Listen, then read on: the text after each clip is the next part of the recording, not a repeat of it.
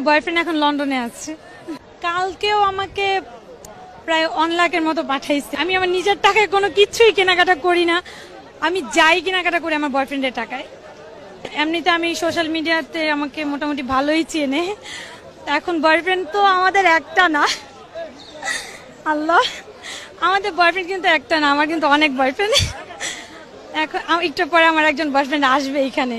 আমি আজকে আসছি যে দেখি যে কিছু পছন্দ হয় কিনা।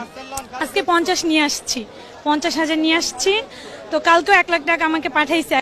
আমি সত্যি বলতে সবার সাথে কন্টিনিউ না, আমি রিলেশন জাস্ট 1 সপ্তাহ এরকম রিলেশন, মানে যার সাথে কথা বলি জাস্ট 1 সপ্তাহ। তারপরে ভাই তুমি তোমার রাস্তা দেখো, আমি আমার রাস্তা দেখি। কিন্তু যার সাথে ওই যে ইউকেতে থাকে ওনার সাথে কন্টিনিউ 1 বছর। উনি আমাকে এভরিডে মানে হাত খরচের টাকা যখন চাচ্ছি তখনই দিচ্ছে। এখন পাকিস্তানি ড্রেস অলরেডি আমার 3টা নেওয়া শেষ। সপ্তাহের বেশি কারোর সাথে কন্টিনিউ না, কারণ কি আমি বলে আমি যে আগে যার সাথে রিলেশন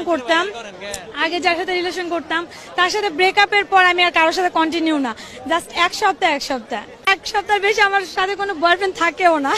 কেন থাকে না আমি জানি না, ওটা কি বাজেট বেশি নেওয়ার কারণে? এখন বাজেটের ভয়ও পালাইতে পারে, কারণ এই পর্যন্ত আমি সোশ্যাল মিডিয়াতে আমাকে হাজার হাজার ছেলেরা নক দেয়, মানে প্রপোজ করে রিলেশন করার জন্য।